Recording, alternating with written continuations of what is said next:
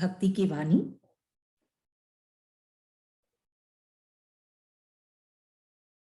938 sorry 933 पहले। लिया मनुष्य का सहारा वह हारा, लिया तेरा सहारा वह भी हारा, वह प्रेम की हार थी।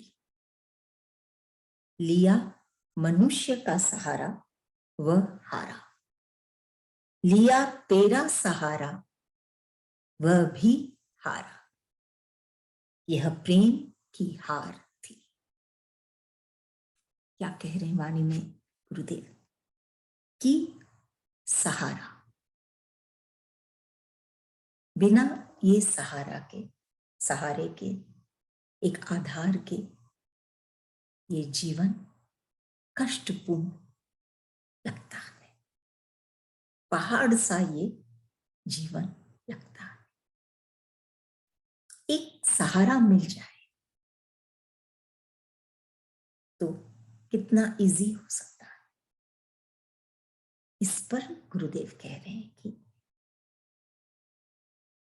लिया मनुष्य का सहारा, कि जब हम किसी मनुष्य, कोई अन्य जन का जब हम सहारा लेते हैं, कि उनके कंधों का सहारा लेते हैं, ये है फिजिकल, बाहर में, स्थूल में, तो हम गिर भी सकते हैं। अगर वो हट गया तो हम गिर भी सकते हैं। भीतर से भी, मन से भी अगर हम कोई मनुष्य का सहारा लेते हैं तो भी गुरुदेव क्या कह रहे हैं, उसमें भी हार है। क्यों? क्योंकि जो मनुष्य सहारा दे रहा है वो खुद ही सहारे की का अभिलाषी है। वो क्या सहारा देगा?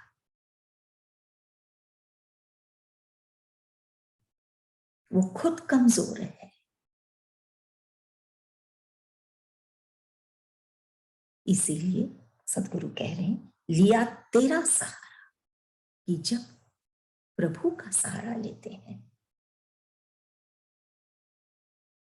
वह भी हारा, कि जब प्रभु का सहारा लेते हैं तो वो भी हारा, जीतता है वो। कैसे? हार कर।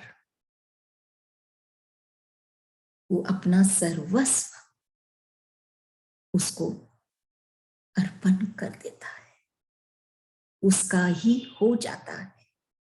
जब वो प्रभु का सहारा लेता है तो वो भक्त भी प्रभु का ही हो जाता है। ईश्वर के सहारे में वो शक्ति है कि वो जिसको भी, जो भी उनको मानता है, वो उस भक्त को सहारा भी देता है और वो भक्त उसका भी हो जाता है। ऐसा सहारा जो शाश्वत है, एक हो जाते हैं दोनों, जिसमें अपनापन है, जिसमें कमजोरी नहीं है। सत्ता कायम नहीं रहती, कोई भी सत्ता, समय विशेष के लिए हम वो सत्ता को पाते हैं, वो पाव, लेकिन सत्य कायम है।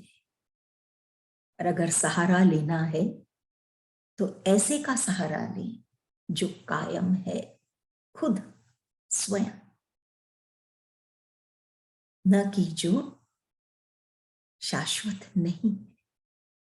तभी अंतिम क्षण तक, जब तक अनंत में नहीं मिल जाते, तब तक वो सहारा हमारे साथ साथ रहता है।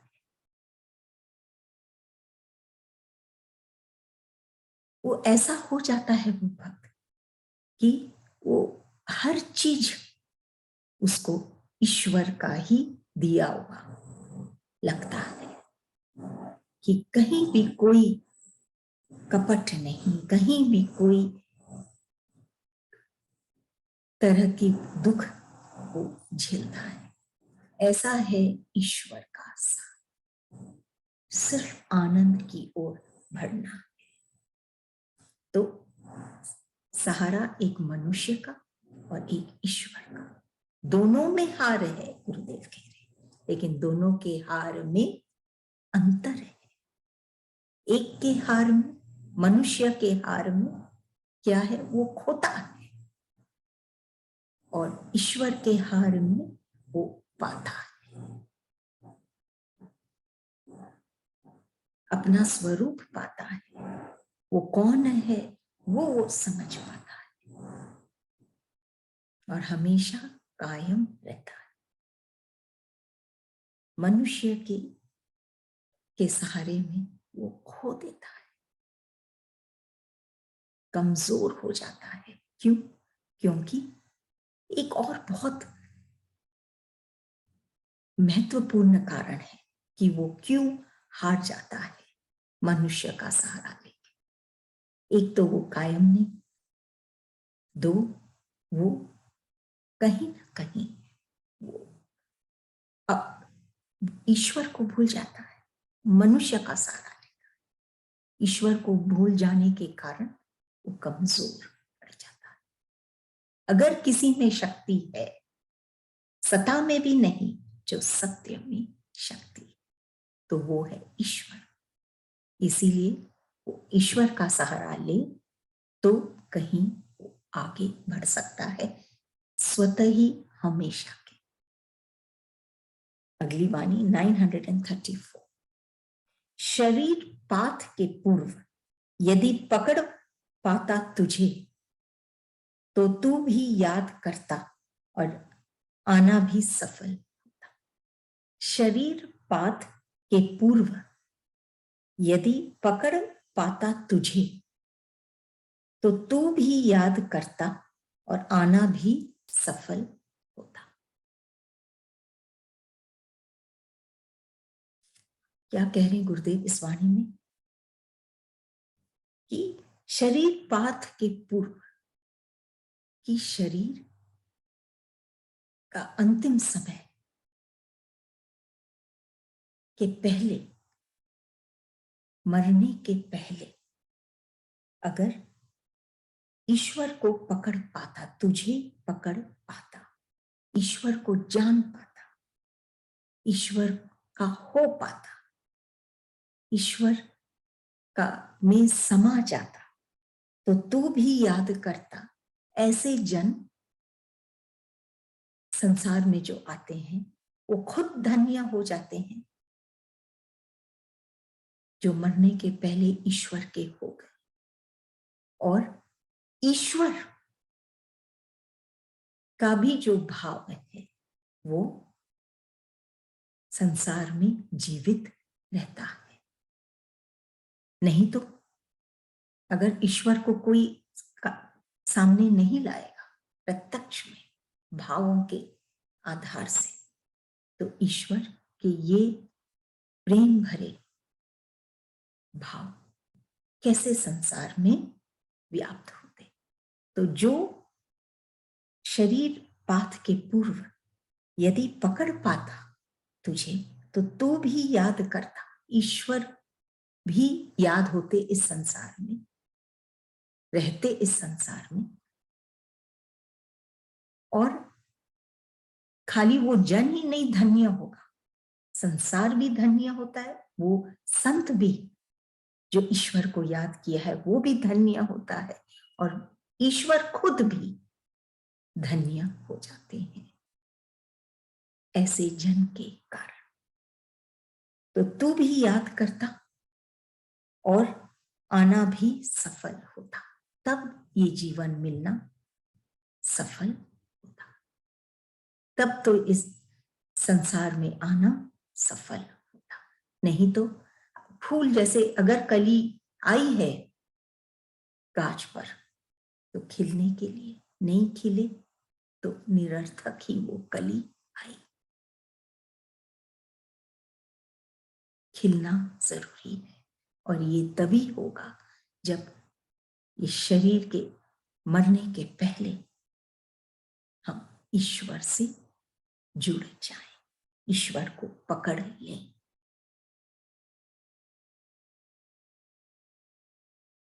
ये हम कई बार सुनते हैं कि जैसे ये मशीन है, गाड़ी, कोई भी मशीन ले लेते, गाड़ी लीजिए उदाहरण के रूप में, तो उसमें एक स्टीयरिंग व्हील है, एक ड्राइवर है, और बाकी के गाड़ी के पार्ट्स हैं। तो इसकी तुलना हम अक्सर सुनते हैं कि ये जो स्टीयरिंग व्हील है,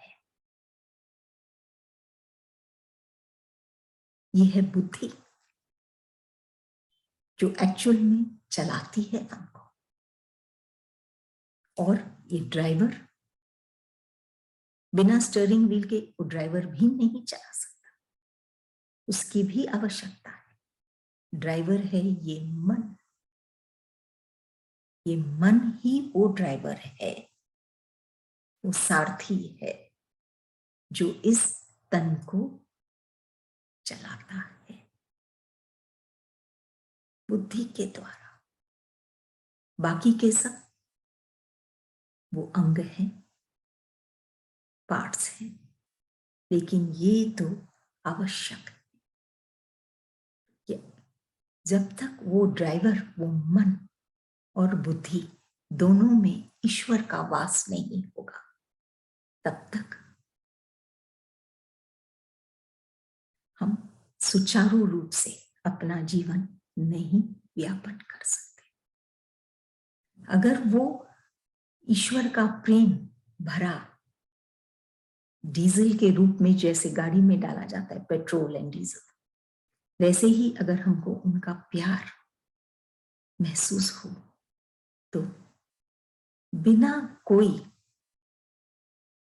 निरंतर ये जीवन की गाड़ी चलती रहेगी। शरीर पात के पूर्व अगर हम इस ईश्वर को जान जाए, ईश्वर के प्रेम को पा जाए, तो ये जीवन की गाड़ी स्वतः ही आगे बढ़ती जाएगी, जहां पे वो खुद भी धन्य होगा, ईश्वर भी धन्य होगा, और ये संसार में भी सब लोग वो आनंद पाएंगे ऐसे जन के साथ। अगली वाणी 935। संत है संतोष, अन्य जन तो बातें बनाते हैं, बातें सुनाते हैं, बात बनाते हैं। संत है संतोष, अन्य जन तो बातें सुनाते हैं, बात बनाते हैं। कि संतोष, बिना संतोष के ना तो ये मन कुछ सोच पाता है, ड्राइवर बनकर भी, सारथी बनकर भी वो नहीं चला पाएगा। सबसे इंपॉर्टेंट इंग्रेडिएंट है ये संतोष। भक्ति की चैप्टर है, संतोष सबसे मुख्य विषय, कि संतोष पाना है। तो कह रहे हैं गुरुदेव, संत है संतोष, अन्य जन तो बातें सुनाते हैं, बात बनाते हैं। लोग तो संतोष लेने की बातें करते हैं कि संतोष लेना है, संतोष लेना है, खाली ये बातें करते हैं। लेकिन वास्तव में संतोष कब मिलता है, कैसे मिलता है, किससे मिलता है, क्या करने से मिलता है? बात यह है, गुरुदेव बोल रहे हैं, संत है संतोष। सिंपल, खाली 2-3 अक्षरों में, शब्दों में ये बात रखें हमारे आगे कि अगर संतोष हम चाहते हैं तो संतोष सिर्फ हमको संत से मिलेगा। संत है संतोष। ये संत हम कहते हैं, कहने मात्र से ही हम संतोष को महसूस करते हैं। संत तो शांताकारम रूप है, उनकी विशेषता है ये संतोष। अन्य कहीं भी ये संतोष नहीं, सिर्फ बातें हैं जो लोग सुनाते हैं या बनाते हैं। लेकिन संतोष वास्तव में, ये तो वो वाली बात है कि हम एक कागज पे लिख दिए चीनी या शुगर, तो क्या हमको मिठास महसूस होगा? जब तक कि हम उस पदार्थ को अपने मुख में न रखें। सिर्फ लिखने से तो मिठास नहीं, हमको उसको महसूस करनी पड़ेगी। तर्क हम कर सकते हैं, बातें बना सकते हैं, सुना सकते हैं।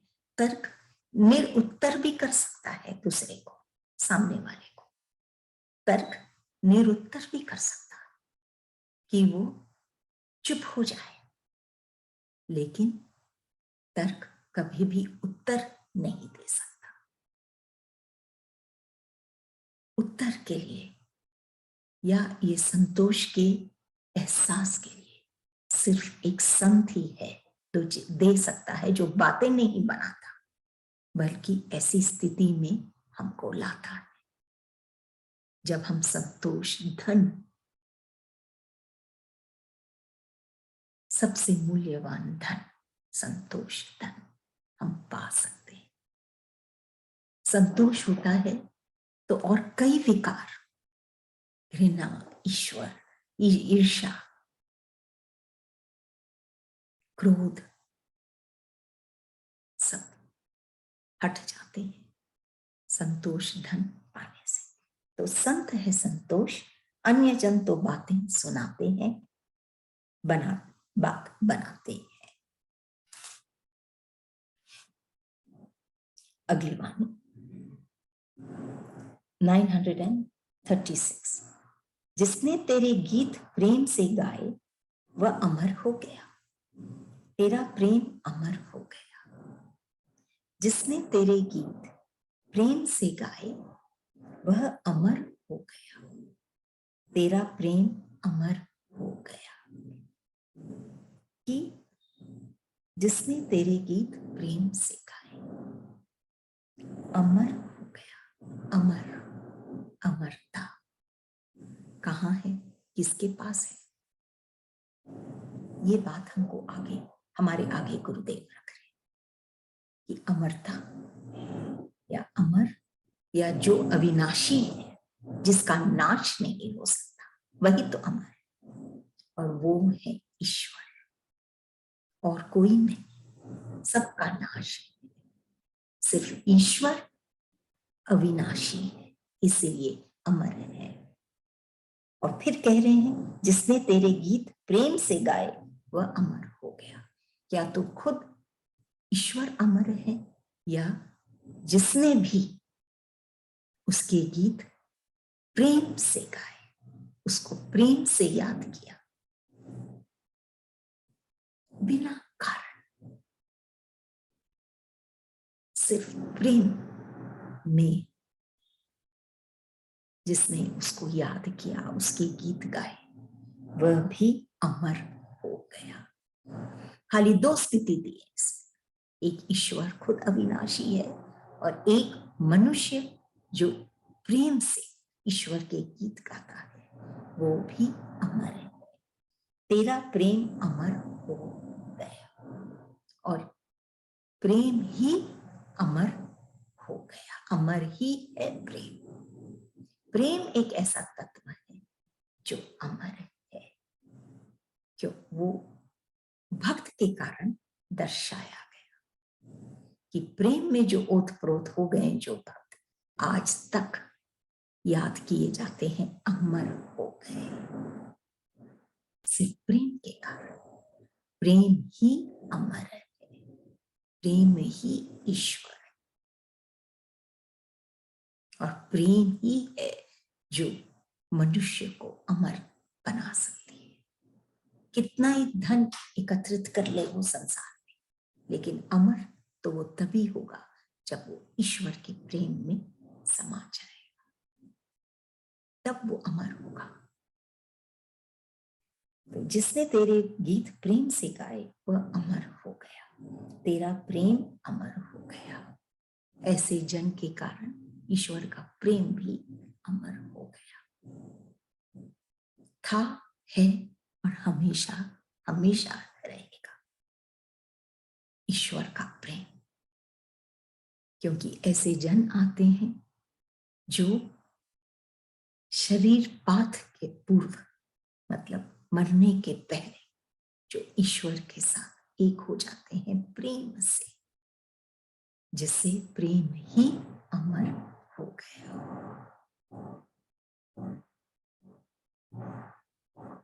ऐसे चीज के पीछे हमको जाना चाहिए, जैसे गुरुदेव इस वाणी में समझा रहे, जो अमर है, ऐसे सहारे का सहारा हमको लेना चाहिए, जो हमको सहारा दे सके हमेशा, कायम जिसका सहारा है। तो ये सब है सिर्फ भक्त का ईश्वर के साथ मिलन, कि जिसे जाना भी नहीं जा सकता, अज्ञेय है, वो भी ईश्वर को जाना नहीं जा सकता, यही सुनते हैं। लेकिन एक भक्त है जो ईश्वर को जान पाता है, और ईश्वर ही अमर है, अविनाशी है, जिसका नाश नहीं हो सकता, और वही सत्य है। सत्य नहीं, सुंदरता किस में है? सत्य में है, चेतनता में है। अगर वो चेतन नहीं तो शव के समान है, और चेतनता है तो शिव है, तभी शिव ही सुंदर है। अगली वाणी 937। देखता हूं तो कह बैठता हूं, अनुमान और सुनी सुनाई कब भाई। देखता हूं तो कह बैठता हूं, अनुमान और सुनी सुनाई कब भाई। कल्पना, सुनी सुनाई या अनुमान लगाना। कल्पना में कहना, कह रहे गुरुदेव, वो कब भाई? वो भक्त प्रत्यक्ष जब देखता है, देखता हूं, प्रत्यक्ष दर्शन करता है अपनी भाव की आंखों से, अपने हृदय की गहराई में, तब वह कह बैठता है। ईश्वर की बातों के वो दर्शन से वो ऐसे भर जाता है कि वो कह बैठता है एकदम सरलता से ईश्वर के बारे में, और वही आनंद भरी बातें होती, जिसने प्रत्यक्ष में देखा है ईश्वर को और फिर कह बैठता है। सिर्फ अनुमान लगाना या सुनी सुनाई बातों को कहना, और किसी से सुने, इससे सुने, उससे सुने, और उन्हीं बातों को हम कहते हैं, तो वो कभी भी नहीं भाती है उस विशेष भक्त को। उसको तो प्रत्यक्ष में ईश्वर चाहिए। वो सिर्फ कल्पना में नहीं, कल्पना से नहीं खुश होता, नॉट सेटिस्फाइड। उसको ईश्वर को देखना है अपने सामने, अपने समीप, अपने भीतर। फिर वो कह बैठता है, उसकी बातें कुछ और ही होती हैं। जैसे हम देखते हैं कि हवा भी हमको दिखती नहीं, जैसे ईश्वर भी नहीं दिखते इस स्थूल आंखों से, लेकिन है, हवा भी है, खामोश है, दिखती नहीं, लेकिन आसपास है, हमेशा है। वो तो फिर भी हवा है। ईश्वर हमारे अंतःकरण में, रोम रोम में, कण कण में प्रकाशित है। ऐसा रिश्ता हो, ऐसा रिश्ता हम निभाएं ईश्वर के साथ कि हमारे आसपास हमको हर वक्त महसूस हो, दिखे नहीं तो भी हमारे आसपास वो हो। तब कहीं हम कुछ कह पाते हैं ईश्वर के बारे में। सिर्फ अनुमान और सुनी सुनाई बातों वो भक्त उसको वो बातें नहीं भाती। सुबह उठते हैं तो जो भी हम कल्पना, जो भी हम सपने या जो भी बातें हम ध्यान किए रात भर, वो खत्म हो जाती है। चाहे पाप हो, चाहे पुण्य की बातें हो, जो भी हो, अच्छी बातें, बुरी बातें, सब कुछ खत्म हो जाता है। ये है कल्पना। लेकिन प्रत्यक्ष में देखना, अनुभव करना, वो हमेशा उस भक्त के साथ रहता है।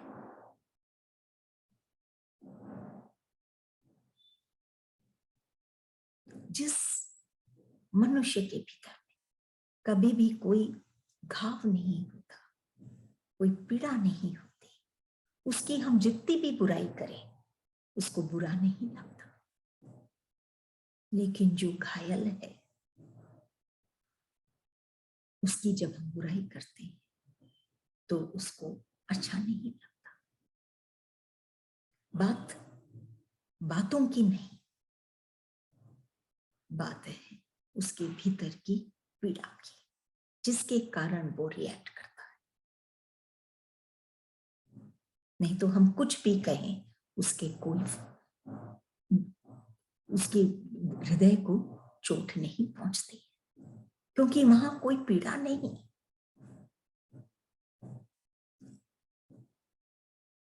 प्रत्यक्ष में ईश्वर को देखना, जब वो बैठ जाता है हृदय में, तब ये स्थिति बनती है जहां कोई घाव नहीं, कुछ भी कोई भी कहे, कोई दुख नहीं।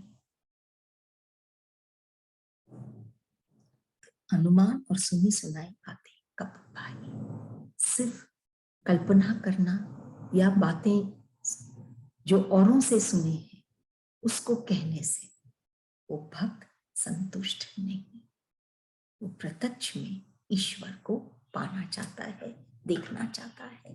देखने के बाद तब वो कुछ कहना चाहता है जो सरल रहेगा लेकिन ईश्वर के करीब, और जो सुनेगा वो भी ईश्वर के करीब